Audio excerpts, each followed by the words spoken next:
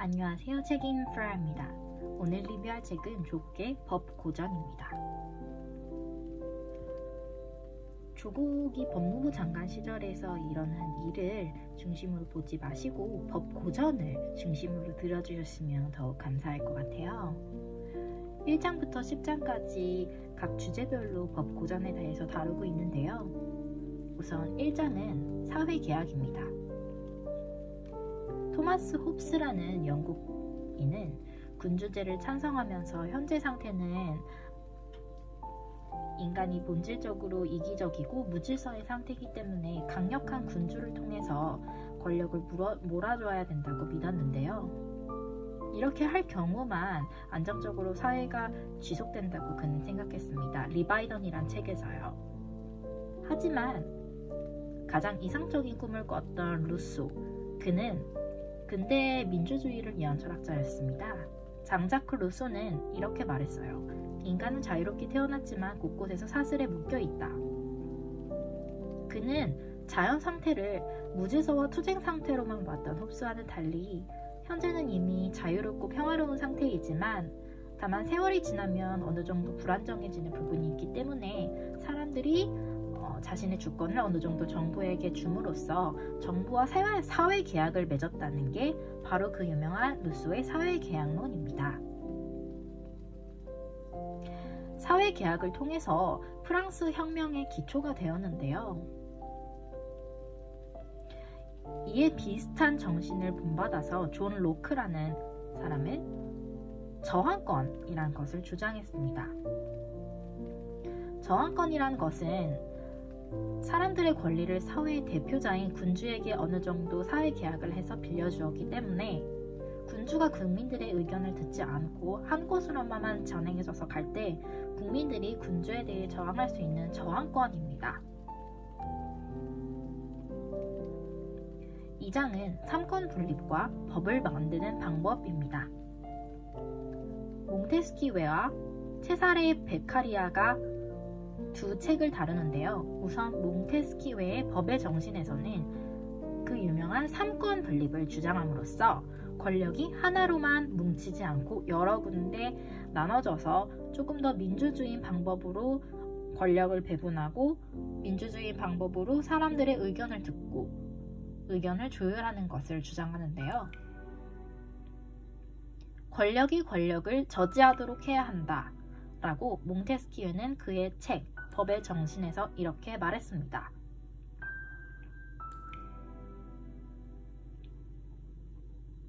그리고 법에 의해서 인간이 진정으로 평등해진다고 그는 주장하였죠. 흥미로운 점은 법의 정신에서 파벌 원인인 제거가 불가능하기 때문에 파벌 영향을 조정하는 것을 포커스로 두는 것을 주장했는데요. 예를 들어서 정치 싸움을 할 때 근본적인 파벌 원인을 제거하는 것 자체는 불가능하기 때문에 오히려 그 정치 파벌 싸움에 영향을 주는 것들을 조정함으로써 조금 더 민주적인 결과를 끌어낼 수 있다고 그는 생각했죠. 체사레 베카리아는 범죄를 처벌하는 것보다 범죄를 예방하는 것이 바람직한 입법의 근본 목적이라고 말했습니다. 그는 너무나 잔혹한 형벌 또는 사형은 크게 쓸모있지 않고 효용 가치가 없다고 생각했어요. 그는 범죄와 형벌은 그 비례가 어느 정도 적당하기만 하면 되고 범죄를 예방하는 것에 오히려 초점을 두는 것이 더 중요하다고 생각했는데요. 왜냐하면 그는 형벌의 잔혹성보다 법의 명확성을 더 중요시했기 때문입니다. 3장은 입법권의 한계와 저항권입니다. 아까 잠깐 말씀드렸던 존 로크라는 사람은 통치론이라는 책을 통해서 이렇게 말했어요. 인민은 폭정을 무력으로 제거할 권리가 있다. 조금 엄청난 말이죠. 무력으로 제거할 권리라. 그렇다면 정말 우리 같은 국민도 군주제라든지 대통령제 밑에서 있었다고 하면 이 저항권이라는 것을 통해서 국가가 우리가 원하는 대로 하지 않으면 무력을 써서 그러한 폭정을 제거할 권리가 있다는 엄청난 말이죠. 이 저항권은 프랑스 혁명에도 지대한 영향을 주게 됩니다. 사회계약을 위반한 통치자는 침략자로 규정하고 무력에 의해서 제거할 권리가 있다는 그의 말을 저항권을 더 한편 실어주는 말이네요.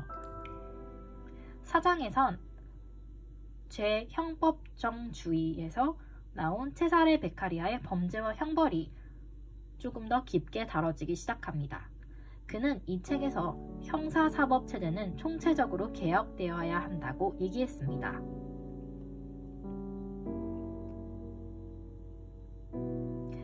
범죄를 예방하는 가장 효과적인 방법은 형벌의 잔혹성이 아니라 형벌의 확실성이 있기 때문이라고 아까 말씀드렸죠. 베카리아는 이 책을 26세에 썼는데요. 이 책에서 나오는 죄형법정주의는 범죄 예방의 중요성을 강조하며 사회적 유해성이 아닌 종교와 관습, 도덕에 어긋나는 걸 범죄로 보면 안 된다는 당시로서는 조금 자극적이고 혁명적이고 그러한 발상을 담고 있습니다. 여러분은 범죄 예방이 더욱 중요하다고 생각하시나요? 범죄 처벌이 더욱 중요하다고 생각하시나요? 5장은 소수자 보호와 사법 통제입니다. 토머스 페인과 알렉산더 해밀턴의 두 가지 책을 다루고 있는데요. 토마스 페인은 지금의 미국 독립선언문 탄생의 배경이 된 엄청난 책입니다. 당시에는 영국, 스페인 등 강력한 군주제 기반의 나라가 많았는데요. 토마스 페인은 대놓고 이러한 군주제들은 자연스럽지 않으므로 대의제 민주주의를 주장하게 됩니다. 상식이라는 책에서 말이죠. 그는 민중을 위한 사회 대개혁과 입헌 민주주의를 구축해야 된다고 주장하였습니다. 또한 인권이라는 부분에서는 프랑스 혁명처럼 대의제 민주주의를 향해서 국민들은 노력해야 하며 영국처럼 세습이 아닌 평등에 의해서 타당성 있게 나라가 운영되어야 된다고 주장하였습니다.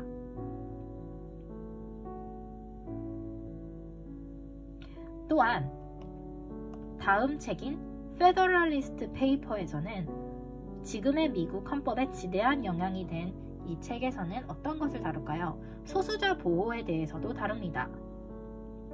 지금 미국 법을 보면은 선진국답게 소수자까지 보호하는 여러 가지 법과 체계가 잡혀져 있죠. 이 페더럴리스트 페이퍼는 법과 관련된 내용이기 때문에 조금 어려울 수는 있지만 지금의 연방 국가이자 선진국인 미국이 아직도 이렇게 페더럴리스트 페이퍼 등 책을 기반으로 약자를 보호하게 체계를 만들었구나 하고 느끼실 수 있을 겁니다. 6장은 자유입니다.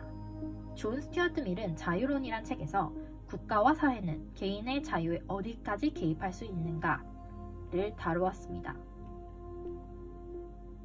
그는 국민의 자신의 몸과 마음에 대한 주권이 있기 때문에 이러한 개인이 주어진 주권은 절대적이라고 남들이 침범할 수 없다고 말했습니다. 정부라도 말이죠. 그는 특히나 사상, 토론의 자유를 중요시했는데 지금을 보면 언론의 자유, 사상의 자유 등 비슷한 맥락인 것 같습니다. 굉장히 근대적이고 혁명적인 발언을 많이 했었던 근대적인 철학자이죠. 7장은 권리입니다. 루돌프 폰 이에링은 권리를 위한 투쟁이라는 책에서 권리 침해에 저항하는 것은 의무이다 라고 말했는데요. 아까 말씀드렸던 존 로크의 저항권과 비슷한 맥락 아닐까요? 법의 목적은 평화이며 평화를 얻는 수단은 투쟁이다 라고 그는 말했습니다. 왜냐하면 권리 감각이라는 것을 그는 주장했는데 권리 감각은 왜냐하면 내 자존감과 인격을 훼손시키는 거기 때문에 그것들은 당연한 자기의 권리인데 그것에 대한 저항은 선택이 아닌 의무라고 생각했기 때문이죠. 예링은 이러한 투쟁, 이러한 저항은 인간의 당연한 의무 중 하나로 조금 더 선택적인 것이 아닌 의무사항으로 한 단계 수준을 끌어올렸습니다. 정의의 여신 니케 아시죠? 그녀가 들고 있는 칼과 저울. 칼이 없는 저울은 무기력이며 저울이 없는 칼은 폭력일 뿐이다. 그리하여 투쟁 없는 요구는 죽음이다 라고까지 굉장히 강하게 멘트가 나온 KBS 역사 스페셜에서 나오는 내용이 있는데요. 한번 확인해 보시길 바랍니다. 8장에서는 악법도 법이다 라고 얘기가 나오는데요. 소크라테스는 사실상 악법도 법이다 라고 말을 한 적이 없대요. 그저 그의 제자인 팔라톤이 소크라테스의 변명 크리톤이라는 책 등에서 각색한 것이기 때문이죠. 하지만 확실히 주는 포인트는 있는데요. 같은 법이라고 해도 악법이 있고 좋은 법도 있고 누구에게만 유리한 법, 여러 가지 다양한 법이 있을 수 있죠. 그렇기 때문에 조금 더 우리에게 같은 민주정이라고 해도 여러 가지 법이라든지 체계에 따라서 누구에게는 유리하고 누구에게는 불리하기 때문에 너무 짧고 어리석은 방법으로 법을 정하거나 하는 것은 굉장히 위험한 선택이라고 하면서 이렇게 다수가 법을 정했어도 이렇게 소크라테스 같은 희생자가 나올 수 있는 다수의 함정이라는 오류가 항상 존재하구나 라는 것을 느꼈습니다. 9장은 시민 불복종입니다. 소포클라테스의 안티고네 그리고 헨리 데이비드 소로의 시민 불복종이란 책을 통해서 시민 불복종에 대해서 다루는데요. 소포클레스의 안티고네라는 책에서는 안티고네는 공주였고 그녀의 오빠가 있었는데요. 그녀의 오빠는 왕, 즉 그의 아버지의 명령을 따르지 않아서 죽음을 당하고 마는데요.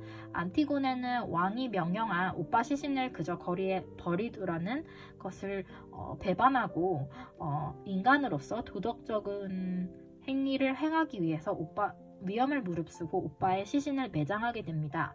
그리고 나서 그녀는 처벌을 받게 되는데요. 우리는 왜 이 안티고네라는 책을 통해서 많은 생각을 하게 되고 감동을 하게 되고 할까요? 왜냐하면 우리는 인간이기 때문이죠. 법을 지키는 것도 중요하고 법에 대해서 존경을 갖는 것도 중요하지만 인간으로서의 도덕, 인간으로서의 정의가 안티고네에게는 더욱 중요하게 작용했기 때문이죠. 여러분은 법에 대한 존경심이 더 강한가요? 아니면은 인간으로서, 개인으로서의 정의와 도덕에 대한 존경심을 더 강한가요? 안티고네는 우리에게 그러한 질문을 던져줍니다. 헨리 데이비드 소로의 시민 불복종은 많은 분들이 한 번씩 들어보셨을 거예요. 헨리 데이비드 소로는 그는 한 국가의 국민이기 전에 개개인이다 라고 주장하면서 시민으로서 불복종할 수 있는 권리도 있다 라고 주장을 했는데요. 그 시대만 하더라도 많은 지금도 그렇지만 그 시대는 더욱더 불리하거나 개개인에게 안 좋거나 국가가 강요하는 여러 가지 안 좋은 법들이 있었을 텐데요. 영국의 여성 참정권 운동 등 시민 불복종 운동이 많이 일어났었던 한때죠. 헨리 데이비드 소로 역시 이러한 불리하거나 민주적이지 않는 국가의 어떤 것들에 대해서 불복종할 권리가 시민에게는 주어졌다라고 주장합니다. 우리는 어떠한 시민일까요? 이러한 불리한 법이 있었을 때 불복종할 수 있는 로크가 말한 저항권이 있는 시민일까요? 스스로에 대해서 다시 한번 생각하게 보게 되는 계기입니다. 10장, 마지막 10장은 평화입니다. 임마누엘 칸트는 영구 평화론이란 책에서 전쟁 종식과 영구 평화의 길이란 것을 다뤘는데요. 칸트는 이 책에서 영원한 평화가 존속되는 것은 그대로 두기만 하면 불가능하기 때문에 이러한 평화를 존속시키는 것은 우리 인간의 도덕적 의무이기 때문에 우리 인간이 적극적으로 추구해야 된다고 생각했습니다. 지금과도 마찬가지죠. 우리나라가 지금처럼 선진국이고 평화로운 나라가 되기까지 얼마나 많은 민주주의 투사들의 피와 땀이 있었을까요? 또 지금 다른 나라들의 상황만 봐서라도 지금의 평화로운 민주주의를 이뤄내는 게 공짜는 절대 아니고 우리도 지금 한 인간, 한 국민으로서 저항권이라든지 아니면은 뭐 사상, 토론의 자유 이런 것들이 주어졌지만 불의라든지 도덕적이지 않은 것들, 불리한 것들이 있으면 적극적으로 나서서 국가와 함께 상의를 하고 하는 것들이 중요한 때인 것 같습니다. 이렇게 법 고전에 대해서 짧게 다뤄봤는데요. 법 고전이 다가가기 어려울 수 있는 책이긴 하지만 이렇게 조국 법 고전 산책이라는 책을 통해서 조금 더 다가가기 쉽게 짧게 읽어서 읽기 좋았던 책인 것 같고요. 고전 책이긴 하지만 그 시대나 지금 세대나 인간의 개념, 인간의 도덕 이런 것들은 여전히 똑같거든요. 우리 마음속에 있고 생각이 작용하는 것은 똑같기 때문에 법 앞에서 인간이라는 굴레 앞에서 우리가 어떻게 대처해야 되는지 한 번 더 생각해 보게 되는 계기였습니다. 감사합니다.